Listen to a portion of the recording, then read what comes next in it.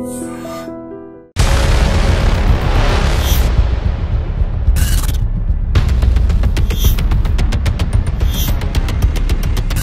To iDream. Civil service fitness ఉన్న వాళ్ళకి మాత్రమే, దివ్యాంగులు కాదంటూ ఐఏఎస్ ఆఫీసర్ స్మితా సబర్వాల్ చేసిన ట్వీట్ పై ఈరోజు తెలుగు రాష్ట్రాల్లో దివ్యాంగులందరూ రోడ్డు మీదకి వచ్చారు. ముఖ్యంగా సివిల్స్ మెంటర్ ఉన్న బాలలత మేడతో పాటు చాలా మంది ప్రెస్ క్లబ్లో ప్రెస్ మీట్ పెడుతూ స్మితా సబర్వాల్ వ్యాఖ్యలు వెనక్కి తీసుకోవాలని, ఆమెపై ప్రభుత్వం కూడా చర్య తీసుకోవాలని డిమాండ్ చేశారు. ఇది ఆమె వ్యక్తిగత మాటలా, లేదు ప్రభుత్వమే ఆమెతో చెప్పించిందా అనే కోణంలో కూడా బాలలత మేడంతో పాటు మరికొంతమంది డిమాండ్ చేస్తున్నారు. ఇదే అంశంపై మనతో మాట్లాడడానికి senior IAS officer, Madhya Pradesh cadre P Narahari గారు ప్రస్తుతం ఇండోర్ నుంచి మనతో లైవ్ లో ఉన్నారు. అని అడిగి ఆమె వ్యాఖ్యలు తప్పుపడతారా, లేదు బాలలత మేడం చెప్తున్న వ్యాఖ్యలను సమర్థిస్తారా అనే విషయాన్ని సార్ నాటి తెలుసుకుందాం. సార్ నమస్తే అండి. నమస్కారం మురళి గారు. నమస్తే సార్ స్మితా సబర్వాల్ గారు చేసిన ఈ ట్వీట్ అనేది ఇప్పుడు తెలుగు రాష్ట్రాలతో పాటు చాలా ప్రాంతాల్లో కూడా ఒక పెద్ద సెన్సేషన్ అయిందండి. అంటే సివిల్స్ వాళ్ళు ఫిట్నెస్ ఉండాలి, ఎప్పుడైనా ఏదో ఇష్యూ అయితే గ్రౌండ్ లెవెల్కి వెళ్ళాలి, కాబట్టి ఫిట్నెస్ ఉన్న వాళ్ళు మాత్రమే రండి అంటూ ఆమె ఒక ట్వీట్ చేశారు. దాని మీద బాలలత మేడంతో పాటు తెలుగు రాష్ట్రంలో దివ్యాంగులందరూ కూడా ఈరోజు చాలా స్పష్టంగా డిమాండ్ చేస్తున్నారు. ఆమె వ్యాఖ్యలు వెనక్కి తీసుకోవాలి. ముఖ్యంగా ఆమె చేసిన వ్యాఖ్యలు కండక్ట్ ఆఫ్ రూల్ కింద వస్తుందా, లేదా గవర్నమెంట్ చెప్పిందా అనే విషయంపై వాళ్ళు చాలా క్లారిటీ అడుగుతున్నారు. నరహరి గారు ప్రస్తుతం మనతో లైవ్ లో ఉన్నారు. నరహరి గారు మాట్లాడే ముందు ఒకసారి స్మితా సబర్వాల్ గారు చేసిన ట్వీట్ ఏంటి, ఆమె ట్విట్ పై బాలలత గారు ఏమన్నారో ప్రెస్ మీట్ లో ఒకసారి చూద్దాం. రోజు సివిల్స్ విద్యార్థులు కూడా అవి పంచుతూ ఉంటాం. ఈరోజు దురదృష్టం, మా దురదృష్టం, తెలుగు జాతికి ఒక దురదృష్టం. ఇలాంటి దురదృష్టకరమైన సంఘటన జరిగినప్పుడు ఖచ్చితంగా నిరసించాల్సిన అవసరం ఉంది, నిరసన తెలియజేయాల్సిన అవసరం ఉంది. ఇక్కడ నిన్న పొద్దున సీనియర్ ఐఏఎస్ స్మితా సబర్వాల్ గారు ఒక ట్వీట్ చేశారు. ఆ ట్వీట్ లో ఒక మాట రాశారు. ఆవిడ ఫిజికల్లీ హ్యాండిక్యాప్, ఫిజికల్లీ ఛాలెంజ్ వాళ్ళని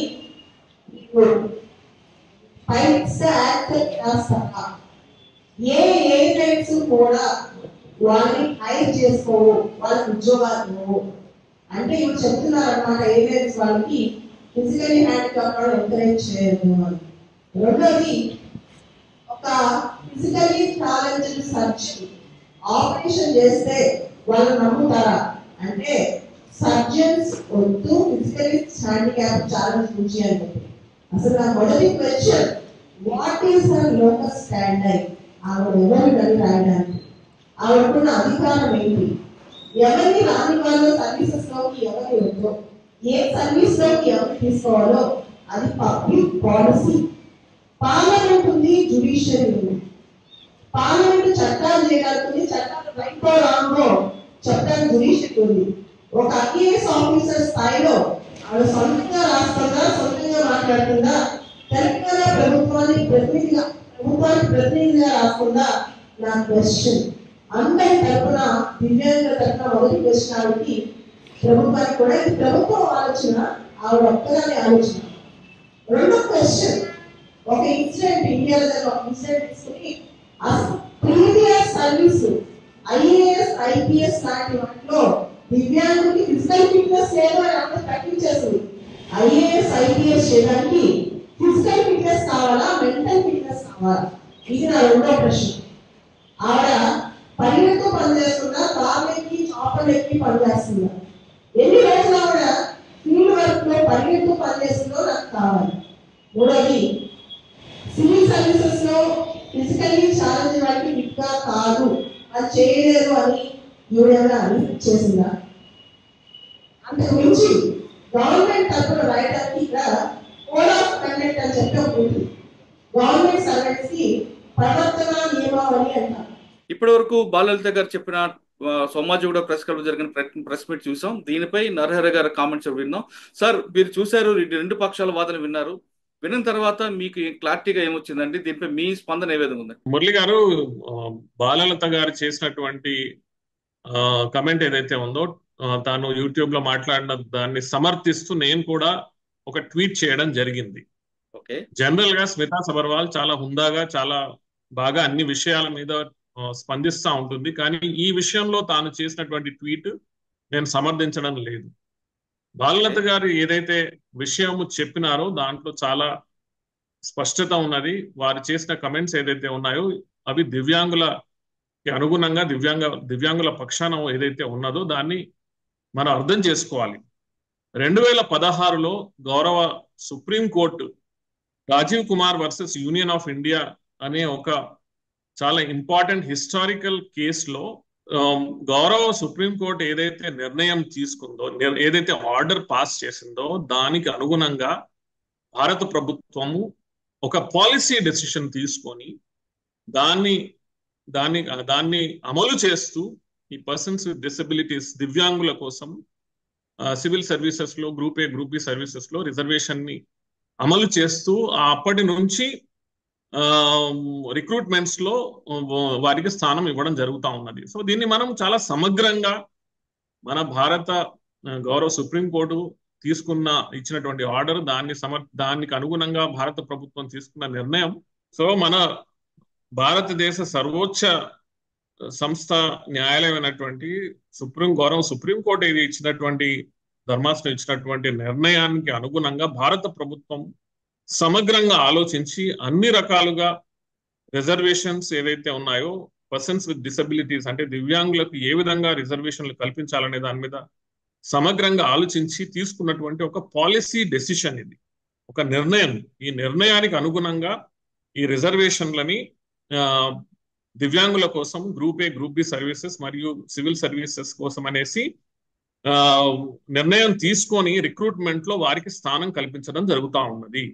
ఓకే సార్, స్మితా సబర్వాల్ గారు చేసిన ట్వీట్ పాలసీకి వ్యతిరేకంగా చేసి అనుకోవాలా లేదా ఆమె వ్యక్తిగత అభిప్రాయంగా భావించాలా? సోషల్ ఈ మీడియాలో వచ్చేటటువంటి ఇప్పుడు నేను మీతో మాట్లాడుతున్నానంటే ఇది వ్యక్తిగత అభిప్రాయమా కాదా అని ఉండదండి. ఒక సివిల్ సర్వెంట్ అనే తను ఏ మీడియం ద్వారా అది సోషల్ మీడియానా లేకపోతే టీవీ ఛానల్సా లేకపోతే ఇంకే మీడియం ద్వారా అయినా తమ అభిప్రాయాన్ని వ్యక్తపరచడం అనేది అది తమ వ్యక్తిగత అభిప్రాయానికి ఇక్కడ చోటు లేదండి. ఎవరైనా కూడా కానీ ఏ సివిల్ సర్వెంట్ అయినా కూడా కానీ ఏ విధంగా ఏ మీడియం ద్వారా అయినా తమ అభిప్రాయాన్ని వ్యక్తపరిచినా అది వ్యక్తిగతం అని లేకపోతే ఇంకేదో అని చూడడం జరగదు. అది మీ అభిప్రాయం. అది ఓకే. కానీ అందులో మేడం తీసుకున్న లేడు పూణే ఇష్యూనే కేస్ స్టడీగా తీసుకొని మాట్లాడుతున్నట్లుగా కనిపిస్తుంది కదండి. అవునండి. ఒక ఇన్సిడెంట్ ఇక్కడ మనము బాగా అర్థం చేసుకోవాల్సింది, పూజా ఖేడ్కర్ అనేటువంటి ఒక ఇన్సిడెంట్ ఏదైతే ఉందో ఆ ఒక్క ఇన్సిడెంట్ ని పట్టుకొని మనం మొత్తం దివ్యాంగుల మీదనే ఒక ప్రశ్న సాధించడం అనేది ఏమాత్రం కరెక్ట్. దివ్యాంగులు అనేవాళ్ళు ఎవరైతే ఉన్నారో వీరికి ఎలాంటి సర్వీసెస్ లో ఎలాంటి గ్రూప్ ఏ గ్రూప్ బి కానీ ఐఏఎస్ ఐపీఎస్ కానీ దేంట్లో స్థానం కల్పించాలి, దేంట్లో స్థానం కల్పించకూడదు అనేది యూపీఎస్సీ తీసుకునే నిర్ణయం.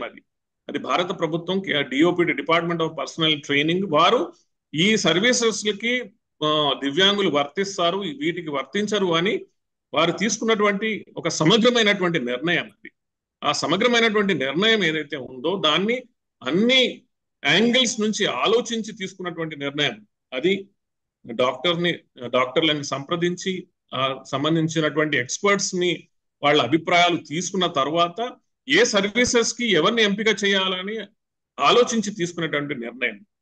ఇక్కడ పూజా ఖేడ్కర్ అనేటువంటి ఒక కేసు ఏదైతే ఉందో ఇది డెఫినెట్ గా మనం అందరం ఆలోచించాల్సినటువంటి విషయం. యూపీఎస్సీ ద్వారా ఏదైతే రిక్రూట్మెంట్ ప్రాసెస్ తీసుకోవడం జరుగుతుందో ఒక దీర్ఘకాలికమైనటువంటి ఒక 3 లెవెల్స్ ఆఫ్ ప్రాసెసెస్ నుంచి వెళ్ళిన తర్వాత ఆ తర్వాత మెడికల్ ఎగ్జామినేషన్స్ ఇవన్నిటిని దాటిన తర్వాత ఒక వ్యక్తిని ఎంపిక చేయడం జరుగుతుంది. ఇంతటి పెద్ద ప్రాసెస్ ని, ఇంతటి లాంగ్ ప్రాసెస్ ని పూజా ఖేడ్కర్ దాన్ని అంటే యూపీఎస్సీనే ఒక పకడ్బందీగా తాను ఛేదించి ఈ స్థాయికి చేరుకోగలిగిందనంటే ఎక్కడో దగ్గర యూపీఎస్సీ ఆత్మ అవలోకనం చేసుకోవాల్సినటువంటి అవసరం ఉన్నది. ఇలాంటి కేసెస్ మున్ముందు జరగకుండా చూడాల్సినటువంటి అవసరం ఉన్నది. ఆ ఒక్క కేసును చేయబట్టి ప్రతి దివ్యాంగులని మనం ప్రశ్నించడం వారి మీద ప్రశ్నార్థకంగా వారిని మిగల్చడం, అసలు టోటల్ రిజర్వేషన్ వ్యవస్థనే మనము వాటి మీదనే మనము ప్రశ్న సాధించడం అనేది ఏమాత్రము కరెక్ట్ కాదు. మేడం ఏమంటున్నారంటే అందులో మన స్మితా సబర్వాల్ గారు, సార్ సివిల్స్ కాదు ఒకవేళ ఐపీఎస్ అయితే తీసుకుంటారా అని క్వశ్చన్ చేశారు. తీసుకుంటారా తీసుకోకపోవడం అనేది మనం నిర్ణయించేది కాదండి, వ్యక్తులు నిర్ణయించేది కాదు. ఇది వ్యవస్థ నిర్ణయించేటటువంటి విషయం. ఇది ఇక్కడ యూపీఎస్సి అనేది ఒక వ్యవస్థ. అదే యూపీఎస్సి ద్వారా నేను, అదే యూపీఎస్సి ద్వారా మీరు, అంటే స్మిత కూడా ఇదే వ్యవస్థ ద్వారా ఎంపికైనాము. సో ఈ వ్యవస్థ తీసుకున్నటువంటి నిర్ణయం అది సమగ్రంగా అన్ని కోణాల నుంచి ఆలోచించి ఏ సర్వీసెస్ కి ఎవరు వర్తిస్తారు, ఎవరు వర్తించరు, ఎవరు ఉపయోగపడతారు, ఎవరు ఉపయోగపడరు, ఎవరు ఆ సర్వీసెస్ కి న్యాయం చేయగలుగుతారని యూపీఎస్సి అన్ని రకాలుగా ఆలోచించి తీసుకున్నటువంటి నిర్ణయం ఇది. సో దాన్ని మనం ఎలా ప్రశ్నించగలుగుతాం? మనం ఒకవేళ ప్రశ్నించే వాళ్ళమే అయితే మనకి వేరే మాధ్యమాలు ఉన్నాయి, దానికి సంబంధించినటువంటి మాధ్యమాలు ఉన్నాయి. ఆ మాధ్యమాల ద్వారానే మనం దాన్ని ప్రశ్నించుకోవాలి. కానీ ఇది భారత ప్రభుత్వం తీసుకున్నటువంటి ఒక సమగ్ర నిర్ణయం. ఇది కేవలం భారత ప్రభుత్వమే కాదు, ఇప్పుడు అన్ని రాష్ట్రాలలో కూడా దివ్యాంగుల కోసము గ్రూప్ 1 నుంచి గ్రూప్ 4 వరకు అన్ని సర్వీసెస్ లో కూడా దివ్యాంగుల కోసము రిజర్వేషన్లు కల్పిస్తూ వారిని ఎంపిక చేస్తూ వారి ద్వారా సర్వీసెస్ తీసుకోవడం జరుగుతూ ఉంది. సో ఇవన్నీ ఇంతటి పెద్ద నిర్ణయము అన్ని రాష్ట్రాలు మరియు కేంద్ర ప్రభుత్వం తీసుకున్నటువంటి నిర్ణయాలు ఎంతో మంది ఎక్స్పర్ట్స్ ని స్టేక్ హోల్డర్స్ తోని సమగ్రంగా ఆలోచించిన తర్వాత తీసుకున్నటువంటి నిర్ణయాలు. సో దీన్ని మనం ఈ విధంగా ప్రశ్నించడం ఏమాత్రం కరెక్ట్ కాదు. సార్ ఆవిడ సీఎంఓలో పనిచేశారు చాలా కాలంగా, ఆవిడ తెలియకుండానే ఇంత ఇటువంటి ఇష్యూలు, డెలికేట్ ఇష్యూని ఆవిడ డీల్ చేస్తుంటారు అనుకోవచ్చా, లేదు బై మిస్టేక్ అనుకోవచ్చా? ఎవరు ఏ స్థానంలో ఏ పొజిషన్ లో పనిచేసిన ఆవిడ కానీ ఒక సుదీర్ఘమైనటువంటి అడ్మినిస్ట్రేటివ్ వ్యవస్థలో పనిచేసిన వాళ్ళు, ఎస్పెషల్లీ ఐఏఎస్ ఆఫీసర్స్ ని జర్నలిస్టులు అంటారు. అంటే ఒక పర్టికులర్ సబ్జెక్ట్ మీద అత్యధికమైన ఎక్స్పర్టీస్ కాకుండా అన్ని సబ్జెక్టుల మీద సమగ్రమైనటువంటి అవగాహన కలిగినటువంటి వాళ్ళే IAS officer. Secretary, principal secretary rank వరకు వచ్చిన వాళ్ళు అన్ని డిపార్ట్మెంట్లను పనిచేసి అన్ని డిపార్ట్మెంట్ల ఏ విధంగా నిర్ణయాలు తీసుకుంటారో తెలిసి ఉన్నటువంటి వాళ్ళే ఐఏఎస్ ఆఫీసర్. అందుకని వారు ఈ రకంగా జనరల్, అదే నేను ముందు కూడా చెప్పినాను, స్మితా సబర్వాల్ చాలా వరకు తాను చేస్తున్నటువంటి ట్వీట్స్ లో చాలా కేర్ఫుల్ గా ఉండి చాలా మంచి విషయాలపైన తాను వ్యక్తపరచడం చూసినాము. కాబట్టి ఈ విధమైనటువంటి ట్వీట్ చేయడం అనేది మాత్రం కరెక్ట్ కాదు. ఓకే సార్, ఇప్పుడు మేడం తీసుకున్న ట్వీట్ మీద యాక్షన్ తీసుకునే అవకాశం ప్రభుత్వానికి ఉందంటారా? దీని మీద నేను కమెంట్ చేయలేను. దీన్ని ఏ కోణంలో చూడాలనేది ప్రభుత్వంలో ఉన్న వాళ్ళు పెద్దవాళ్ళు ఆలోచించాల్సినటువంటి విషయం. కానీ ఒకటి, నా అభిప్రాయ ప్రకారం తాను వెంటనే ఇలాంటి విషయం మీద క్లారిఫికేషన్ జారీ చేయాల్సినటువంటి అవసరం ఉండదు. ఎందుకంటే దివ్యాంగుల మనోభావాలని దెబ్బతీసే విధంగా ఇలాంటి విషయాలు మాట్లాడడం కూడా సరికాదు. అదేవిధంగా మన భారతదేశంలో ఈ రిజర్వేషన్ వ్యవస్థలు ఏవైతే ఉన్నాయో ఇవన్నీ ఎన్నో సంవత్సరాల కాలాలలో ఎన్నో రకాలుగా ఎన్నో విషయాల మీద, అది ఎస్సీలా, ఎస్టీలా, ఓబీసీలా, ఈడబ్ల్యూఎస్ లేకపోతే దివ్యాంగుల, ఇవన్నిటి మీద ఎంతో సుదీర్ఘ కాలంలో జరిగినటువంటి ఘర్షణలు, సంఘర్షణలు, కొట్లాటలు, దీనిపైన జరిగినటువంటి యుద్ధాలు, దీనిపైన జరిగినటువంటి ఎన్నో రకాల ఆందోళనలు, ఇవన్నిటి తరువాత వచ్చినటువంటి వ్యవస్థ మన భారతదేశంలో చాలా ఎక్స్పీరియన్స్డ్ వ్యక్తులు, ఎక్స్పర్ట్స్ మరియు సామాజిక పరంగా సమాజానికి ఏది మంచి జరగాలో అనేది దాని విషయాల మీద ఆలోచించి తీసుకున్నటువంటి నిర్ణయాలు ఇవన్నీ. వీటన్నిటి మీద స్పందించే ముందు ప్రతి ఒక్కరూ, అది సివిల్ సర్వెంట్సా లేకపోతే ఇంకెవరైనా అవడానికి చాలా బాధ్యతతో కూడినటువంటి మాటలు మాట్లాడితే చాలా బాగుంటుంది. ఇప్పటికైనా ఈ వివాదం మరింత పెరగకుండా ఉండాలంటే స్మితా సబర్వాల్ గారు తానుపై చేసిన ట్వీట్ పై క్లారిఫైన్ ఇవ్వాలి, లేదా వ్యాఖ్యలు వెనక్కి తీసుకుంటే ఈ వివాదం ఇక్కడితో సర్దుములుగుతుంది అంటున్నారు నరహరి గారు. ఒక బాధ్యత గల పోస్టులో ఉన్న ఆమె ఒకసారి మాట్లాడేటప్పుడు మీడియాతో మాట్లాడితే అది వ్యక్తిగత అభిప్రాయం పరిగణలోకి తీసుకోరు, అది వ్యవస్థ మాట్లాడినట్లుగా వస్తుంది. కాబట్టి ఈ వివాదానికి ఆమె కరెక్ట్గా చెక్ పెట్టాల్సిన అవసరం ఆమె పైన ఉంది. ఇకపై కూడా ఎవరు మాట్లాడినా మీడియాతో మాట్లాడినప్పుడు 1-2 సార్లు ఆలోచించి బాధ్యతగా మాట్లాడాలి. బాధ్యత తీసుకొని మాట్లాడాలి, లేదంటే మీరు చాలా ప్రాబ్లమ్స్ ఇరుక్కునే అవకాశం ఉందంటూ నరహరి గారు చెప్తున్నారు. ఇది స్మితా సబర్వాల్ గారి ట్వీట్ పై నరహరి గారి అభిప్రాయం. వచ్చే అంశంలో మళ్ళీ కలుద్దాం. అంతవరకు నమస్తే. Thank you sir, thank you very much అండి. థ్యాంక్ యూ మురళి గారు, నమస్తే.